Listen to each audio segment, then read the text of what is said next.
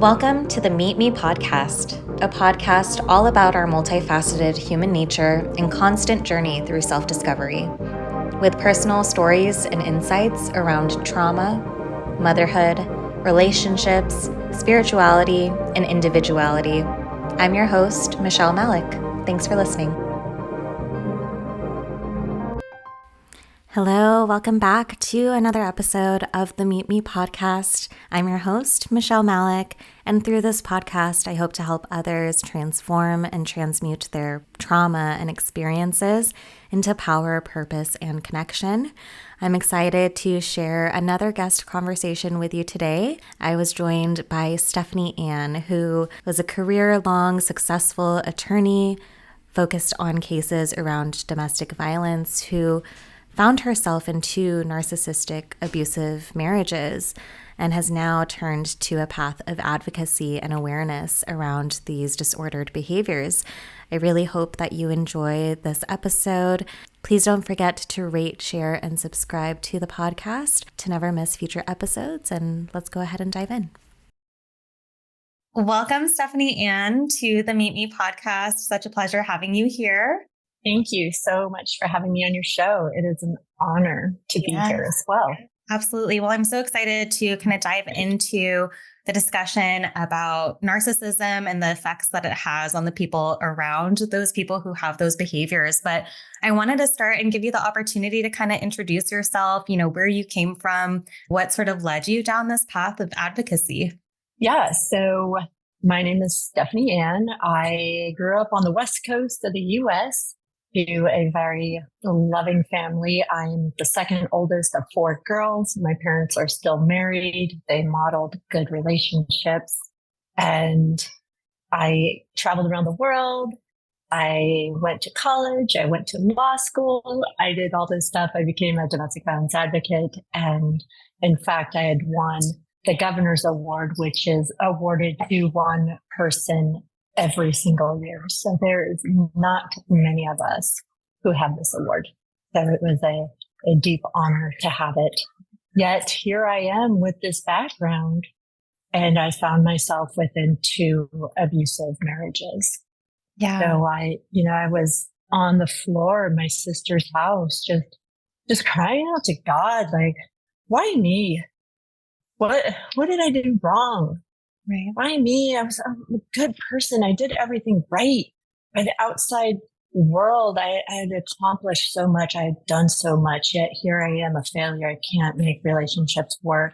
Why me? Like, why does all this bad stuff keep happening to me? At that moment, I couldn't see past all the pain and suffering that had engulfed my life for so many years.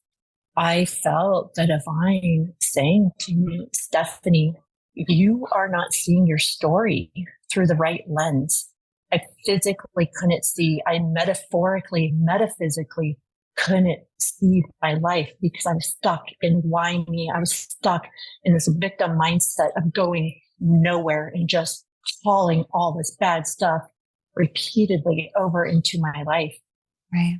And for me, the transformation came when I let go of the victim story and I became the star of my story. Because, when we're stuck in this victim mindset, we can't see the lessons. So many people would ask, what are the lessons, Stephany? Well, I don't know. I didn't do anything. Right. So when we're stuck in this victim mindset, we can't see the lessons. But if we can't see the lessons, we don't know what to heal. Yeah. We don't know what to release, what to let go. And then we repeat the patterns, like you said. And it's like, until we stop and do that, we will continue to call these things into our life.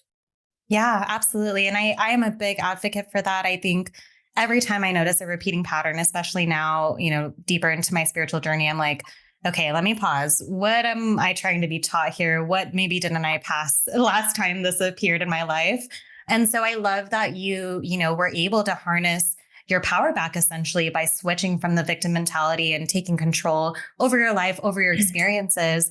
I want to know, just in the beginning stages of everything, like you said, you were such a successful attorney, awarded this amazing award for domestic violence advocacy. So obviously we're seeing different forms of abuse during that time, during your work.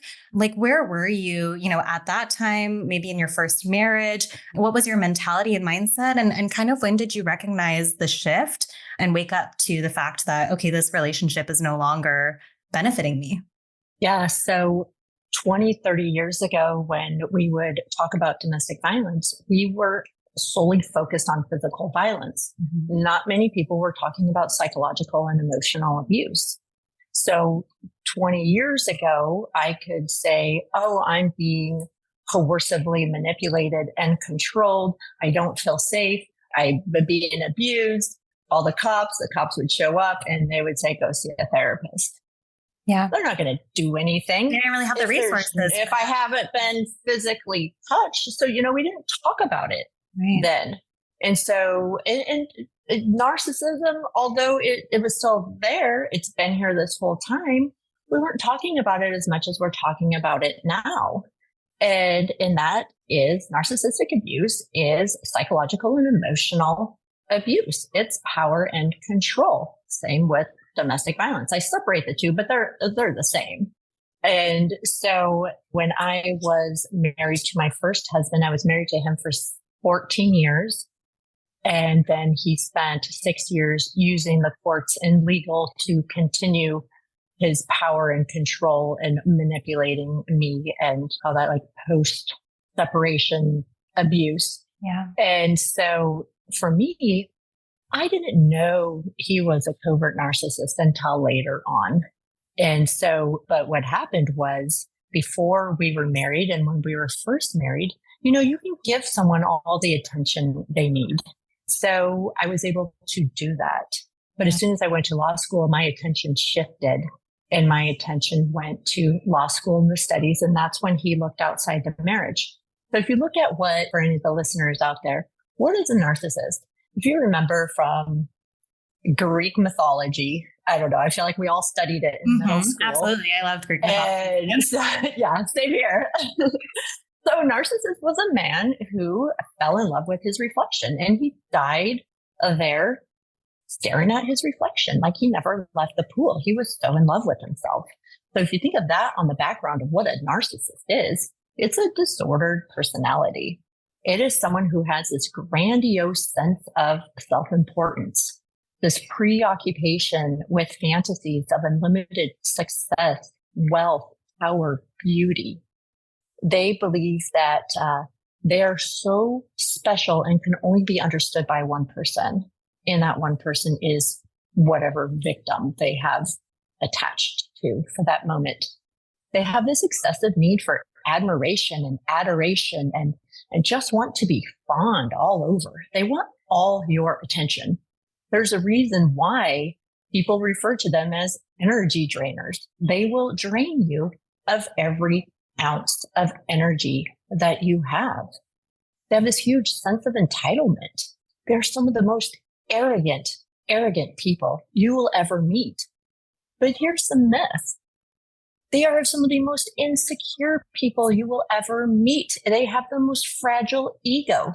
So it's this self, this protective layer of self that they project onto the victims and onto the world. So they really aren't these secure people with these secure egos. They're fragile people with fragile egos. And they have a lack of empathy and they will take advantage of anyone to get what they want. And it is all about power and control. So when I went to law school, all my attention shifted away from my husband. And now he sought excessive admiration outside the marriage. Right.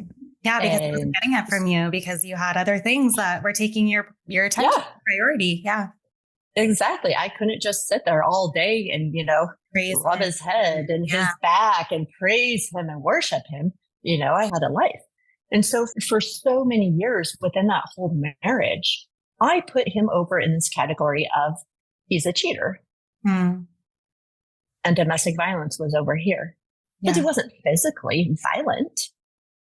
I didn't see the connection eating as physical, as psychological and emotional abuse. And how many of us do that? Yeah. How many of us just label, well, they're just cheaters. Well, he's just a cheater. Dump him and move on. He's just a cheater. She's just a cheater. No, that is psychological and emotional abuse. How many times did you confront that person and tell them how it's making you feel? Please stop doing this. And so for me, I stayed for so long because, like I said, my parents modeled healthy relationships. And so it's, well, you work through your problems. You try to go to counseling, you do this and you do that. But when you're with a disordered personality like narcissism, you can't do all those things. They won't go to counseling. They won't go to therapy. They won't do anything. And so for you, you're constantly changing who you are and you're trying to change them. Yeah. Exactly. And so it's a huge mess. So if I can just start on what is the cycle of narcissistic abuse? How do you end up with a partner who is a narcissist? And what do you do? Like, what does it even look like? Because I had no idea. And again, my background's in domestic violence. I did not know because it doesn't look the same. Yeah. Part with that. And I love that you kind of highlight too, having healthy relationship to model after with your parents. A lot of the times people kind of assume that you have to come from some sort of broken background or broken history to fall into these relationships. But actually the opposite, a lot of the times, I think because you see a healthy relationship, you're kind of taking those things and applying it into your relationship. Even though it's maybe not hitting all the marks, you're kind of trying to squeeze it into that mold. And so, finally realizing like, oh, maybe this isn't it. It's also harder to admit, I think, when you have that to reference as a, healthy relationship. It is. And like many of us, I'm an attorney, we're high achieving people. We don't like failure. And it's like, okay, I'm so successful in every area of my life. I can't be a failure in my relationships and in my marriages. So what can I do to fix it?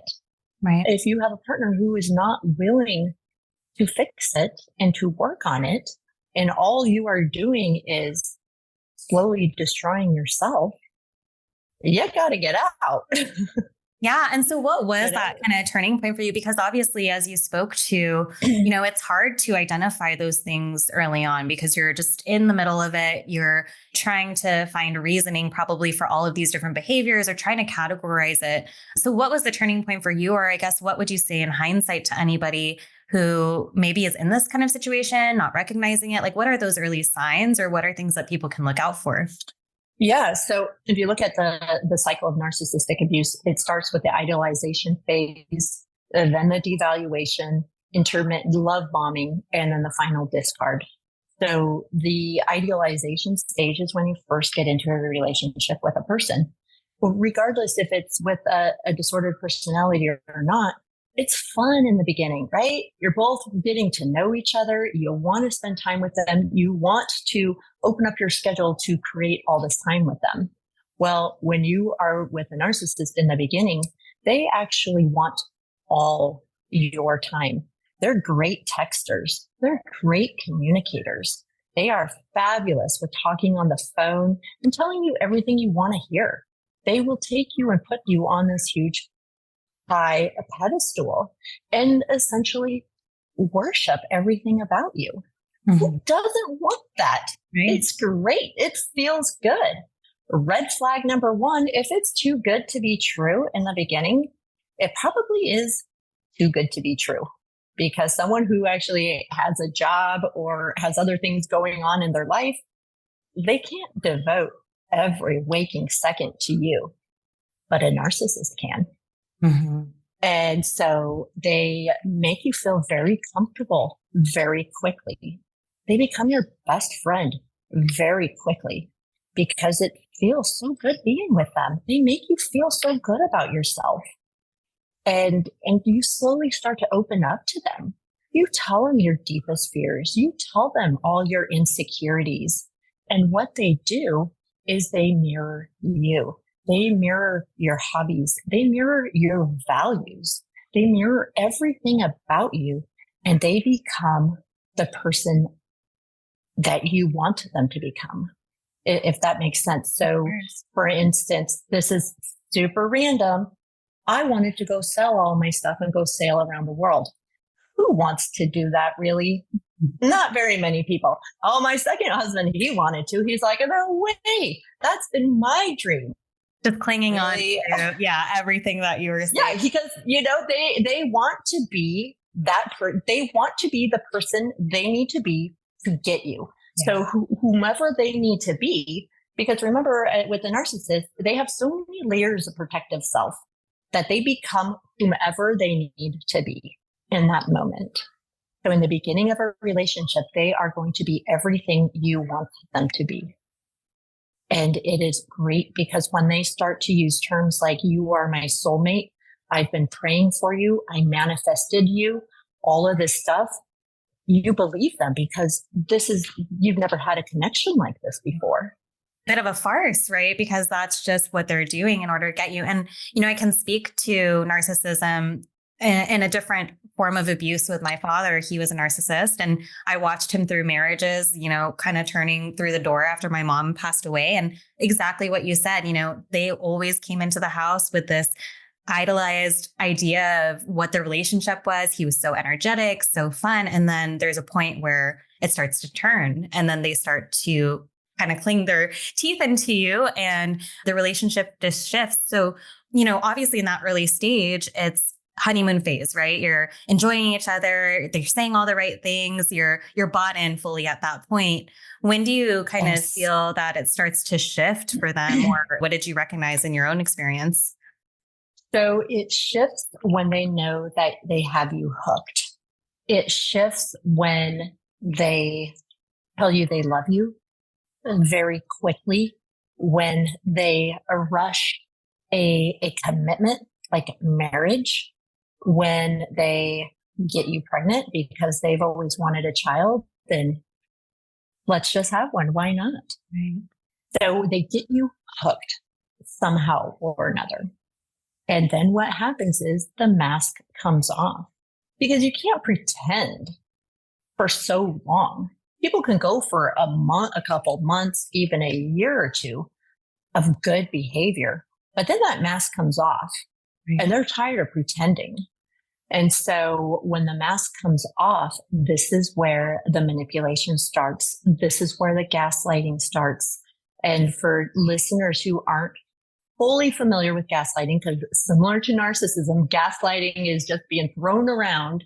So gaslighting is when you manipulate another person into doubting their perceptions, experiences, or understanding of events.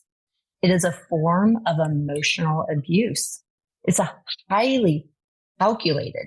So when I say highly calculated, it means they know what they are doing, right? Mm-hmm. The highly calculated form of manipulation. And it involves destabilizing you over a period of time. It's coercive control. And it is, so why do they gaslight? They gaslight because it helps shift blame. They don't have to take responsibility. If they can just say that experience didn't happen the way you are saying it happened, then they don't have to take responsibility for their behavior. They play on your insecurities and your self-esteem. They want to control you. And so for common gaslighting phrases are, that's not how it happened. You can't take a joke. It's just sarcasm. Stop taking everything so personally. My second husband's favorite. Oh, you're on your period, aren't you? Oh, you're about ready to start your period. This is why you're acting up and getting all emotional and making things up. Right. This is what they do.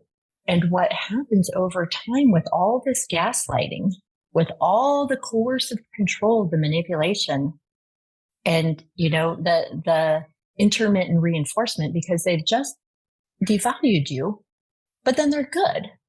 So they love bomb, they devalue you. They love bomb, they devalue. And all of that creates this giant fog called cognitive dissonance, where everything just becomes confusing. Mm-hmm. And this is when many victims start to say, I know something's not right, but I don't know exactly what it is. Because some of these narcissistic abusive men and women, it can happen to both, it's men and women. They are so good. They can be so subtle at the gaslighting. And so what happens when you have this intermittent reinforcement, it's very bad. Oh, wow, it's really good all of a sudden. It's really bad. They'll go pout. Maybe they'll go off somewhere for a couple days, leaving you in a hysteria. What did I do wrong? What's going on? Oh my God. Who do I need to become now to get him back? Right. Blaming yourself. I mean, the shame. Blaming yourself, and they blame you too. So you take everything personally. Oh my gosh. You're reliving events in your head. And then they come back, act like nothing happened, love bomb you. Here's a gift. Here's some flowers. Let's go out to dinner. You never talk about anything. It's like, whoa. So all of this creates what's called a trauma bond. Mm-hmm. And if many people have heard of Stockholm Syndrome.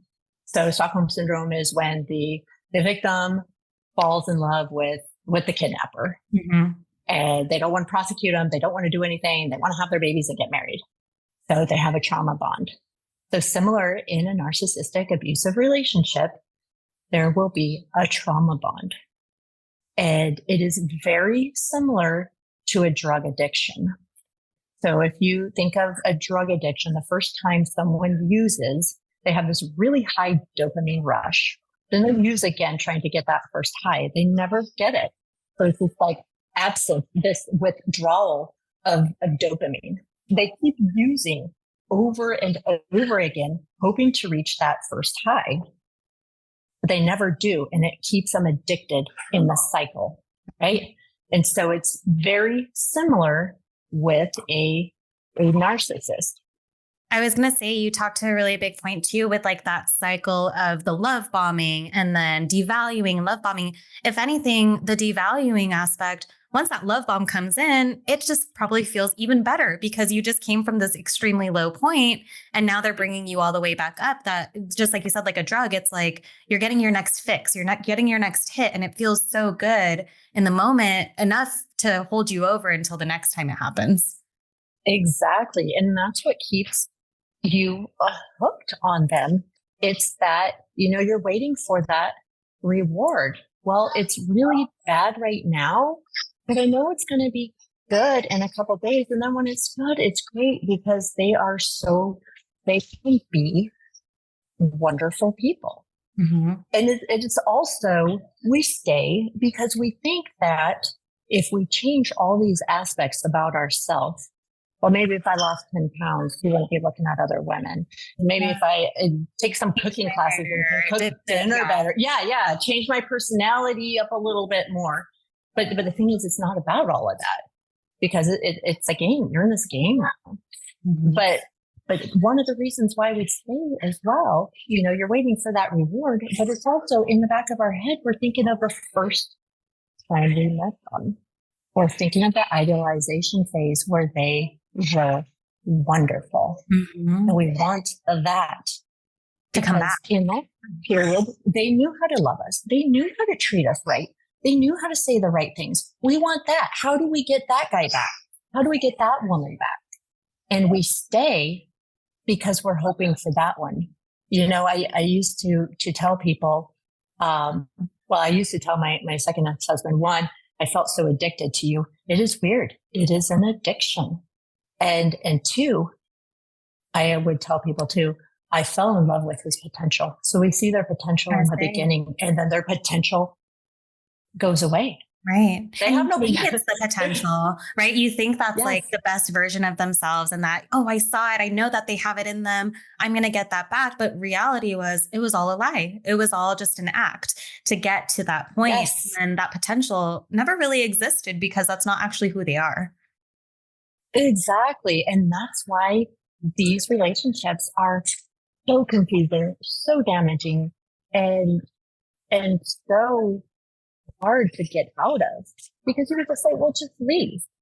Well, I can't leave. I've already invested so much time into this. And, I just know I need to fix these couple of things about me and I'll get that first love back. Yeah.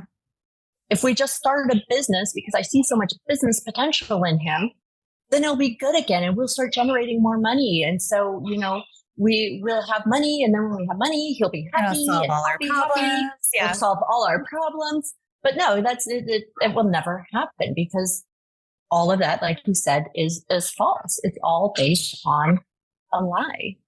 And so you have all this intermittent reinforcement, the good, the bad, the good, the bad.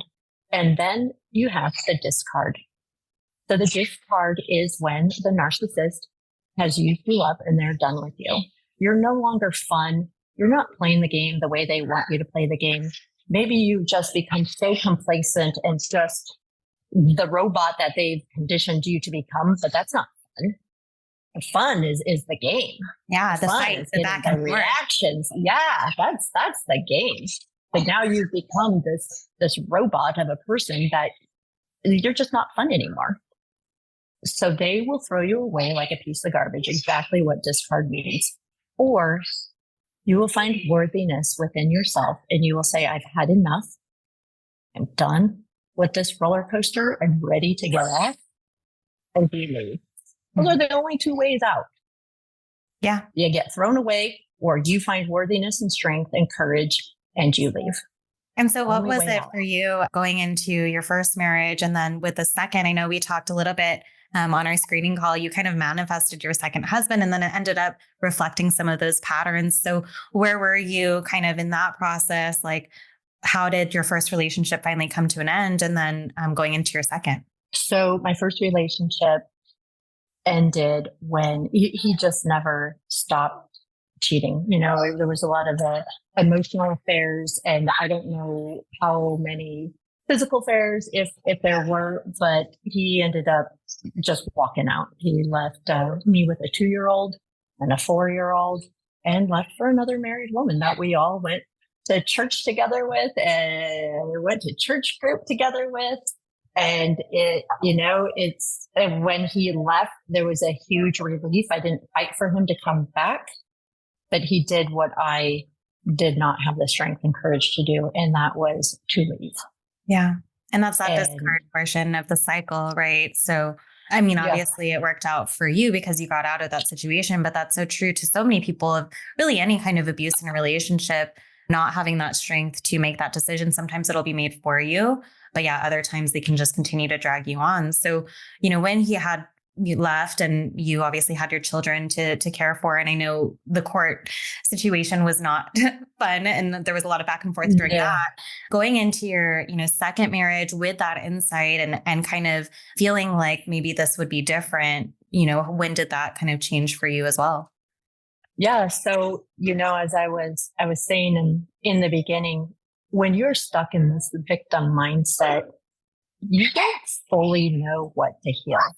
And then at that time, I still didn't fully know what narcissism was. I kept trying to figure out what happened during these 14 years. Who was my husband? We were looking up things like, okay, well, he's addicted to relationships. He's addicted to that first fling, that first love. It wasn't until later on that I was able to actually put a label to it. But so I thought I was doing the work. When you're in a healthy relationship and you split up, you can say, oh, time will heal. Mm-hmm. Because time will heal when you're in a healthy relationship and you break up. Time will heal. There might not be a ton of deep work that you need to do. In a relationship with a narcissist, time does not heal. I could do nothing today and do nothing for 5 years, just praying. Time will heal and I will be in the same spot. I hear stories from so many people who are still stuck saying time will heal. Mm-hmm. Time does not heal. Now, when it comes to like that psychological abuse, like you have to do that work and face it head on. Yes. And so what it is when you come out of a relationship with a narcissist, it is as if you have left a cult.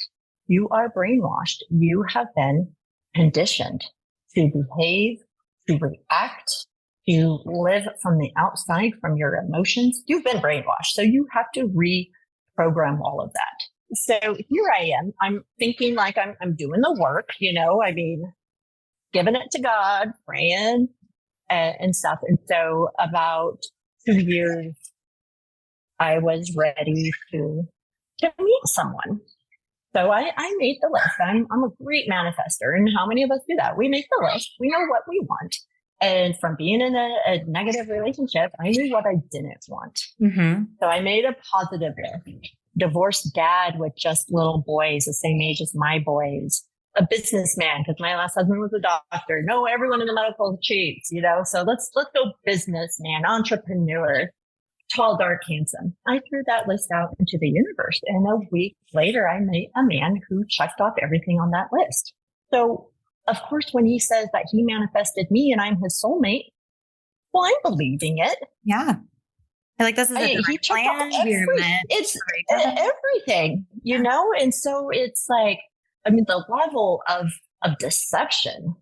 But again, going back to the lesson, if we don't learn the lessons, we will repeat the patterns. And I like to say the divine and all the divine's graciousness, we get to repeat things until we learn them. Mm-hmm. And so I got exactly what I wanted with all the unhealed, unlearned lessons from my first marriage. I got all of that. Yeah.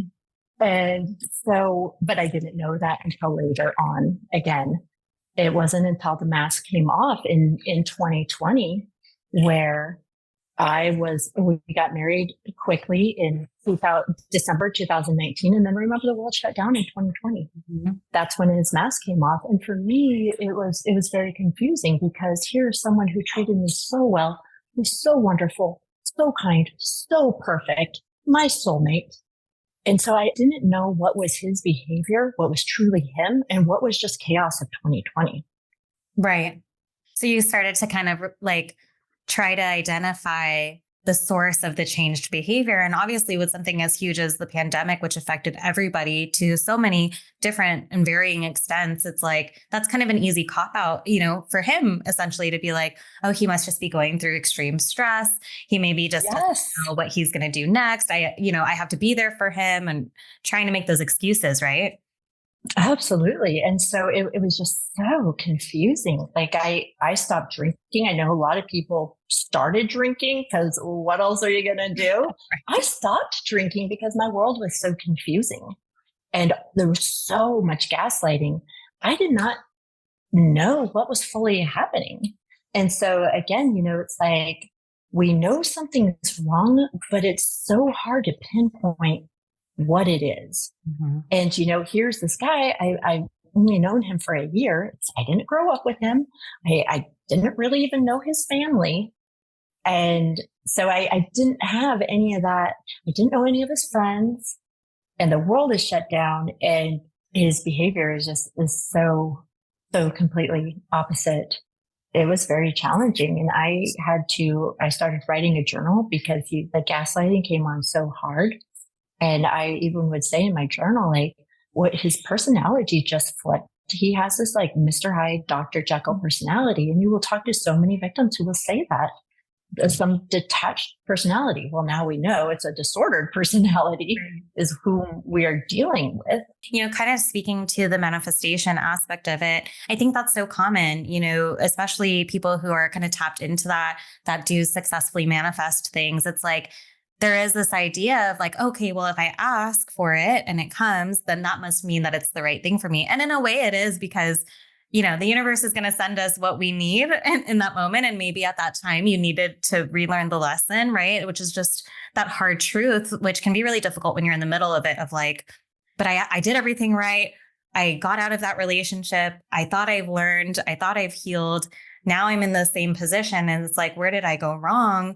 But really, it's like, well, this is what you asked for. So here it is. But now it's like, let's dive a little bit deeper into what it is that you really want and what it is that you're really meant for. And so I kind of want to go into that with you as far as you manifested this relationship. It ended up being exactly what you wanted. Then it flipped, right? With the personality shifts, you started to probably notice those changes and similarities to your first husband. And so what was it for you where you were finally like grappling with, and maybe this was after, I think maybe after the divorce, where you finally were like, okay, this was happening for me, not to me. Yes. And when did you regain that insight? Yeah. So going back to the bathroom floor, and it was exactly what you said. It was the transformation came when I let go of the victim story and I could see for me. So for me, I needed to shift my perspective on how I was viewing my two ex-husbands. For a long time, I viewed them as monsters trying to destroy me. Well, that's how I viewed them, and that's what became my reality. They were monsters trying to destroy my life at any cost. It didn't matter the cost, using the courts, using all of this stuff. And so I got my journal out and I said, okay, so if they are not monsters trying to destroy my life, what if they were teachers trying to teach me something? And how can I see the lessons? So I got a journal out and I started with my first husband. And I said, okay, Josh, you're a teacher here to teach me these lessons that came with costly, priceless, tear-filled nuggets of wisdom.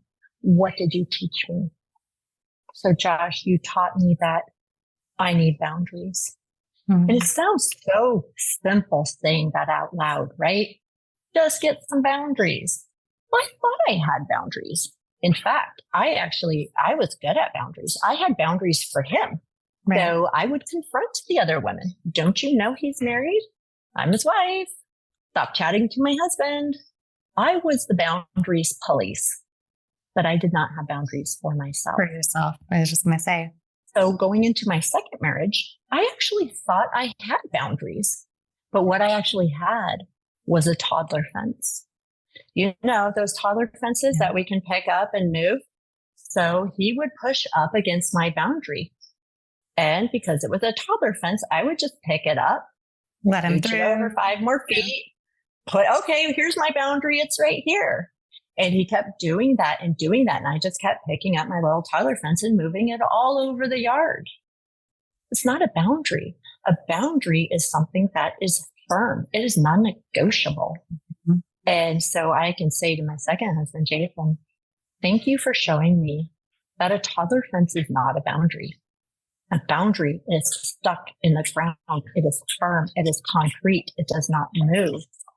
And to go back to my first husband, Josh, and I can say, thank you, Josh, for showing me that I'm worthy of so much more. And my second husband, I'm worthy of so much more.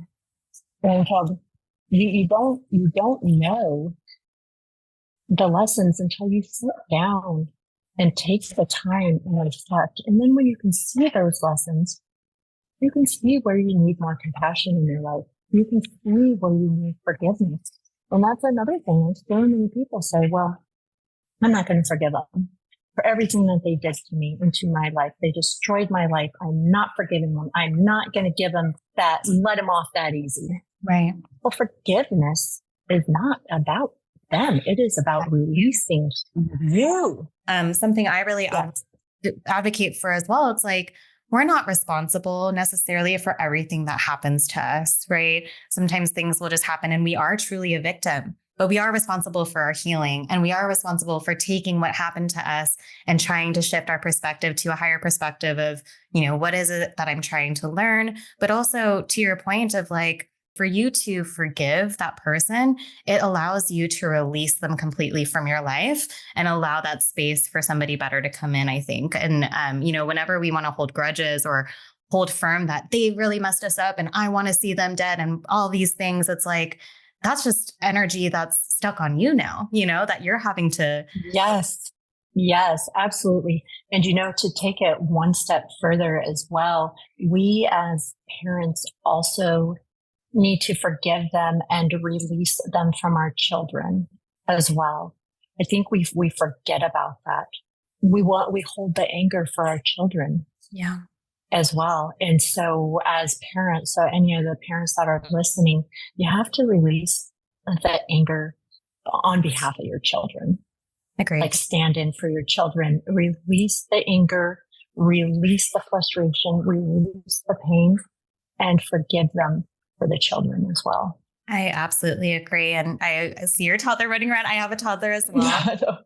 That's one of my biggest things is, again, I suffered from narcissistic abuse from my father. And it's like, if I were to hold a grudge for all of the things that he did to me over the course of my life, that would just easily project onto my relationship with my son because I have it still in the back of my mind, still heavy on my heart. And the triggers that I do receive, because anybody who has suffered any form of abuse, like, of course, you're going to have moments where you get triggered, right? That's just part of life, but it's how you deal with those things and how we move forward. I've just found it's a lot easier to move forward when you just have let go and forgiven instead of being so held tight onto what they've done wrong. And then that trigger comes and you're just right at their level. Yes, absolutely. And so many people forget as well that our body holds all of that. Our body holds the trauma. And so if you have dis-ease in your body, it's probably because you haven't released, you haven't let go, you haven't forgiven. And as soon as you release all those things, and release the trauma as well and let it go. Yeah. And I guess as far as your healing journey, once you finally came to the realization that those past marriages were teachers for you and you started down this path of healing that trauma, I guess what was your pathway to that? What were some of the resources that you could recommend to anybody who's kind of on that journey themselves? Yeah. So I found EFT in 2020. I was so desperate for something. And one of my friends posted something on Facebook, and I thought I was signing up to work with a practitioner, do a couple sessions, get me all cleared out. And I actually signed up to become a practitioner.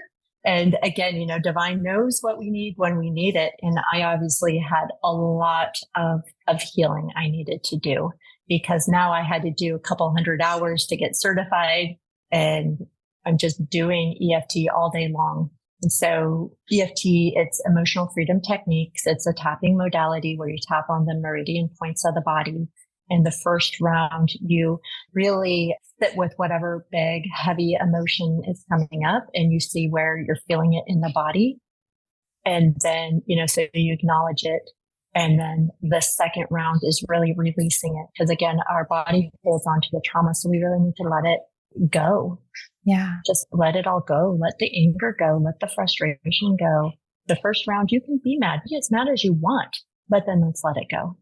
Let it go. And then I do a third round of tapping into the person we want to become. Because again, we've been conditioned. We have became all these things that we weren't to try to appease the narcissist, that we have started to lose sense of who we are. So let's tap into who we want to be. Who are we? I'm a strong, independent woman. I can get through this. I can do hard things. It's hard. It's not impossible. I am successful. Whatever the affirmations and whatever you want to become. Because again, it's like you release the negative, but you need to still fill that back up. The positive. Absolutely. Yes. With any sort of like healing modality, there's so many out there. A lot of people look just like you, they're looking for somebody to come and do it for them. But I think there's also so much value in learning it yourself. You can apply it to your own healing. And then obviously when you come out the other end, you just have even more power behind what it is that you're doing because it worked for you. And now you can spread that to other people. So I think that is just so beautiful that you kind of took that route. And so I guess as far as where you're at now, I mean, what are your goals? What are you, trying to accomplish now that you've come out the other side of all this? I've taught my children how to do EFT as well.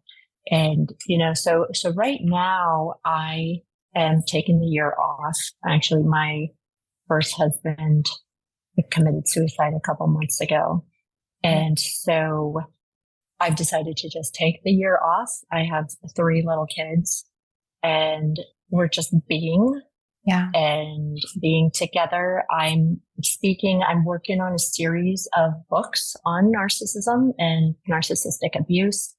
And so I'm just taking the time off to share my story, because if my story can help one person, then I've done what I'm here to do, and writing and just being with my kids. That's where I'm at right now. And I love that. And I know not to brush over, obviously, the suicide, but I think that also speaks to, like, no matter what the relationship was with somebody, when they pass, there is still a grieving period, and your kids obviously have that connection to their father. And so I think the fact that you're able to set aside that time and space for you and your family to just fully heal and fully release that, now that, he's not a threat anymore, now that you don't have to, obviously we don't wish harm on anybody, but once it happens, you have to grieve through all of the different things of still losing a person, still losing that relationship for the kids. But then also now is like the time to just be fully free and be able to navigate the waters from here.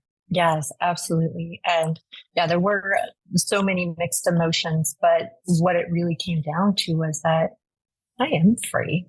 Yeah. It was such a pleasure speaking with you, Stephany Ann. I think you have a beautiful message to get across, and I hope that it reaches the people that it needs to, whether they're recognizing this within themselves, within a relationship, romantic or not. It can show up in familial relationships, friendships. And so I think a lot of what you shared will really be used as tools for people to look into, okay, where is this relationship guiding me? What am I trying to learn from here? And hopefully realizing that there is an after. You can get out of it and, survive and thrive. Absolutely. And it is so much better on the other side. And you're worthy of it. You are worthy. I don't say deserving, because deserving means you did something. Worthiness is innate. You are worthy because it is of you, of just being you. And if for any listeners who are in a narcissistic abusive relationship, when you know that you are truly worthy, you will leave. Yeah. I'm just hoping you leave sooner rather than later, because you don't want to miss out on all the fun years. Right. You still have many fun years. Absolutely. Well, thank you so, so much for your time. Thank you again for having me on your show. Such an honor to be here. As always, I appreciate your time and energy in tuning in today. Again, if you liked this episode or any of my previous episodes, please be sure to rate, share, and subscribe to the podcast. You can connect with me on Instagram at meetme-michelle. And if you are interested in healing with me, I am offering one-on-one sessions virtually and in person in the Las Vegas area. You can find booking information on my website, stan.store/meetme-michelle. I'll have that all in the episode description and can't wait to connect with you. Excited to share more with you so soon. Bye.